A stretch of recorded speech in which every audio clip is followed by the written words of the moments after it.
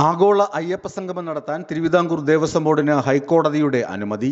പമ്പയുടെ പരിശുദ്ധി കാത്തുസൂക്ഷിച്ച് ആഗോള അയ്യപ്പ സംഗമം നടത്താമെന്ന് ഹൈക്കോടതി ഉത്തരവിട്ടു.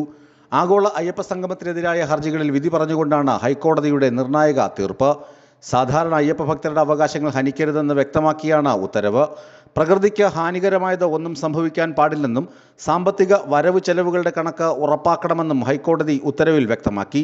ഇന്നലെ അയ്യപ്പ സംഗമത്തിനെതിരായ ഹർജികളിൽ വാദം പൂർത്തിയായിരുന്നു. വിധി പറയാനായി ഇന്നത്തേക്ക് മാറ്റിവെച്ചതാണ്.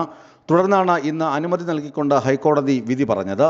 ആഗോള അയ്യപ്പ സംഗമം നടത്തിയതിൻ്റെ വരവ് ചെലവ് കണക്കുകളുടെ വിശദമായ റിപ്പോർട്ട് 45 ദിവസത്തിനുള്ളിൽ കോടതിക്ക് നൽകണമെന്നും ഉത്തരവിലുണ്ട്.